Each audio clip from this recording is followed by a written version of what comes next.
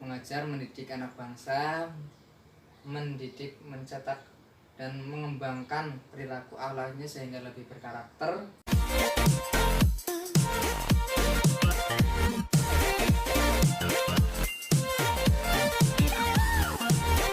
Oke teman-teman, masih bersama saya di channel Motivasi Usaha. Kali ini saya sudah bersama teman saya, udah sejak lama teman SMK, dia Mas Nur Hakim, salah satu guru inspiratif kita.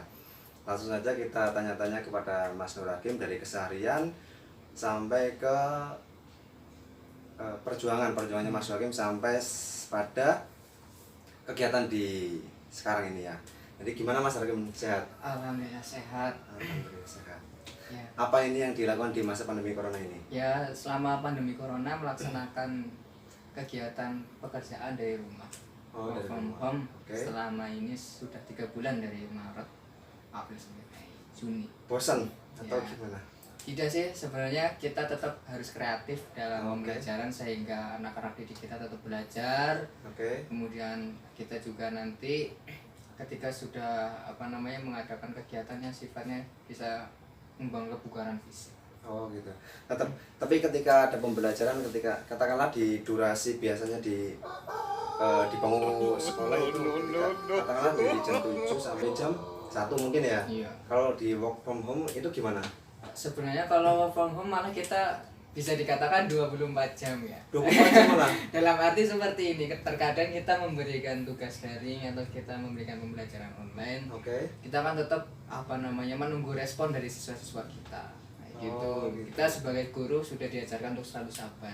Nah, Oh. karena diberikan tugas, diberikan materi ini jam berapa, nanti misalkan dibalas jam 11 malam pun kita harus siap, harus menerima, harus siap siaga lah untuk Oh gitu. pembelajaran selanjutnya. Dari respon keluarga muridnya gimana sendiri kalau ada Ya.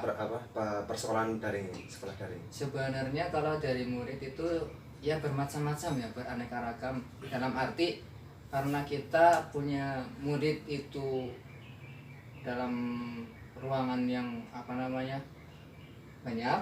Oke. Jadi kita juga harus bagaimana kita melihat karakter siswa tersebut, juga seperti latar itu. belakang dari keluarga dari Keluarganya siswa. seperti Jadi ya sebagian ada yang mendukung, sebagian Oke. juga ada yang dalam arti memberikan saran-saran untuk membangun, bahwasanya terkadang kita terbatas infrastruktur, dalam arti ada jaringan yang belum sampai, atau mungkin dari sinyalnya mungkin gitu ya. iya, atau yang paling sering kan kayak gitu. Nah, Apalagi sinyal kita dan kuota gitu. iya di tempat yang misalkan sinyalnya agak susah kan kayak gitu. Jadi Gitu. tidak, dan juga terkadang tidak semua yang kita ajarkan Oke. murid itu memiliki ini Gadget ponsel, gitu, ponsel. gadget. Nah. Karena walau bagaimanapun juga sebenarnya gadget untuk anak didik kita yang apalagi yang masih kelas bawah itu kan sebenarnya Kurang baik gitu mungkin iya, ya. kurang baik, tapi makanya dikelola oleh guru, dikelola oleh wali murid. Nah, ini wali murid tinggal menyampaikan kepada anak didik. Oh gitu. Keluh kesahnya di persekolahan daring itu gimana? Ya itu paling di situ selain infrastruktur penunjang seperti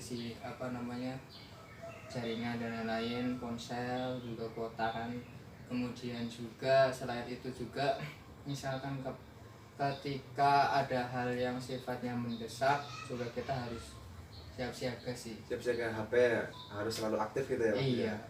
Jadi harus on kayak gitu. Oh, Jadi jika dihubungi misalkan ini bagaimana atau penjelasannya seperti apa, kita harus siap untuk menjelaskan. Oke.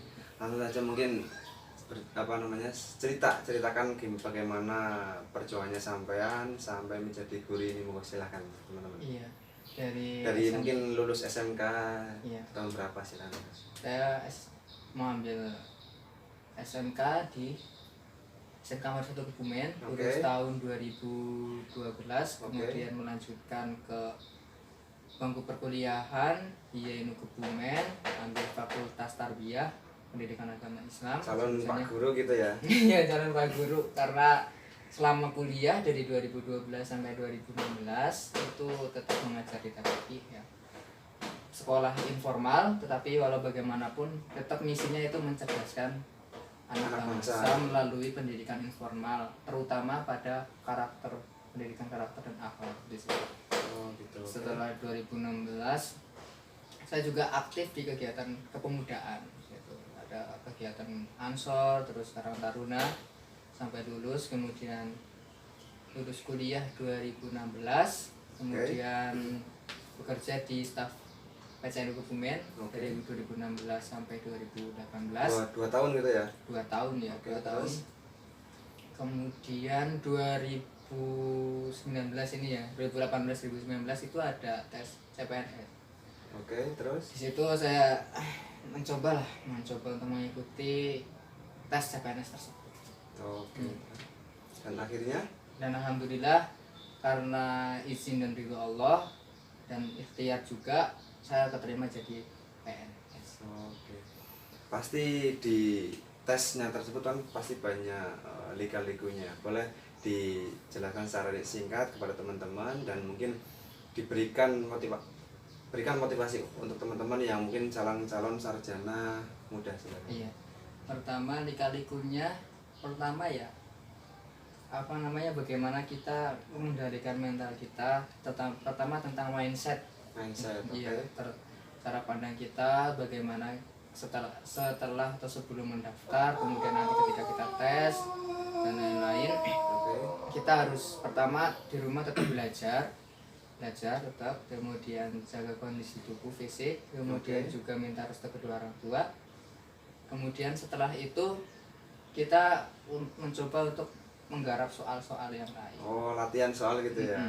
Yang Untuk proses tes seleksi CPNS. Iya, seperti itu. Oke, terus? Terus apalagi mungkin ketika kita baru pertama itu ya harus banyak menimba ilmu kepada teman-teman kita yang sudah lulus. Begitu. Tapi ini ada pengalaman beberapa teman saya mungkin dari tes CPNS itu ada yang bilang tes CPNS itu sulit atau mungkin kok nggak lulus saya sudah beberapa kali mengikuti tes CPNS tapi kok nggak lulus itu menurut sampean gimana? Ya. Menurut? Sebenarnya secara intuisi manusia ketika Oke. pertama kali kita nggak lulus itu pasti harus ada perbaikan. Introspeksi diri Iya, gitu ya? introspeksi diri. Misalkan kalau di tes SKD itu kan ada 3, TIU, TWK sama TKP.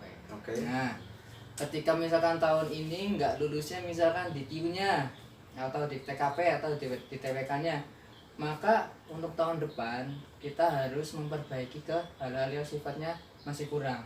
Oke. Tanpa meninggalkan hal-hal yang sudah kita pelajari.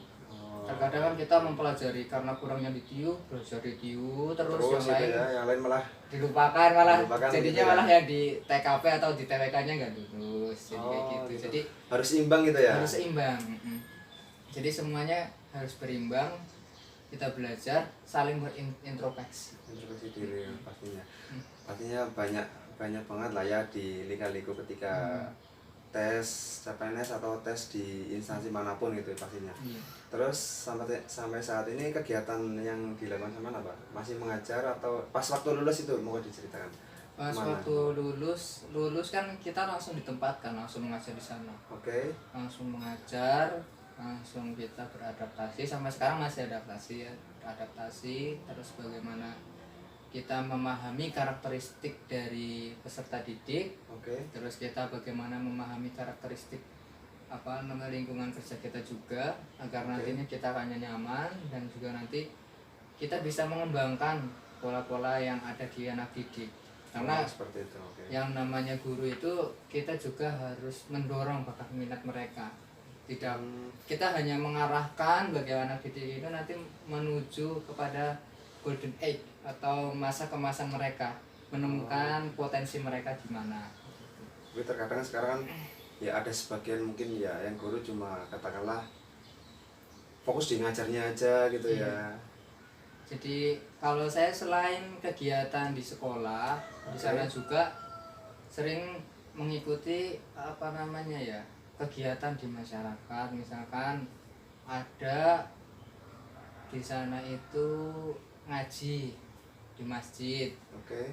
hampir mirip dengan TPQ yang ada di rumah saya di Bumen ya, mirip seperti itu. Bagaimana kita untuk selalu dekat sampai anak, terus sambil mengajarkan hal-hal yang sifatnya positif gitu. Sampai ngajar di mana? SD, SMP atau SMA? Ya di SD.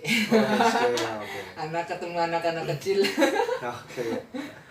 Tapi mungkin sampai apa perjuangannya sampai saat ini mungkin ada beberapa prinsip yang bisa apa yang sampean pegang lah ya intinya sampai bisa tahap ini apa dulu yang sampean pegang sampai saat ini monggo. Ya pertama ya tetap disiplin ya. Disiplin.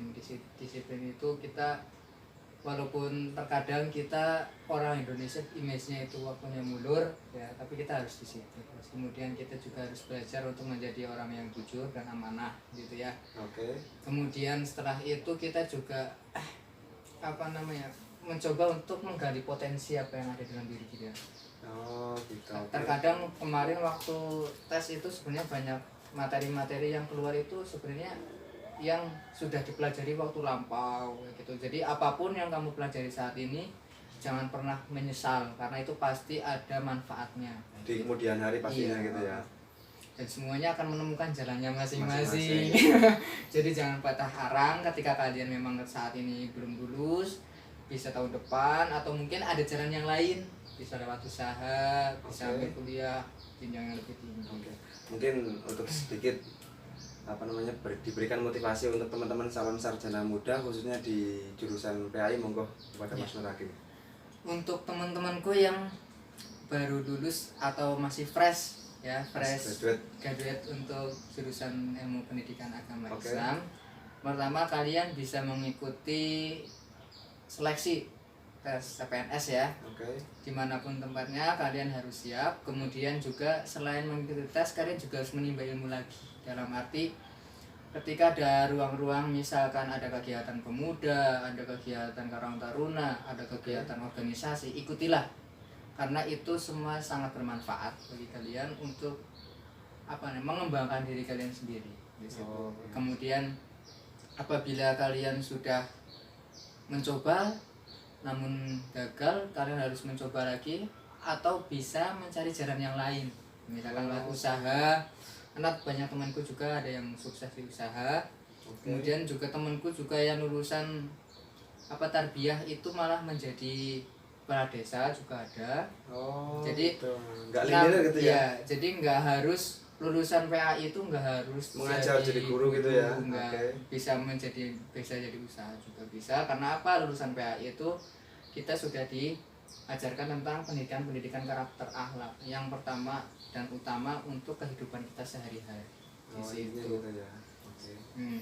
Karena banyak sekali hal yang sifatnya nanti ditemukan ketika kita sudah bekerja gitu. Oke, siap.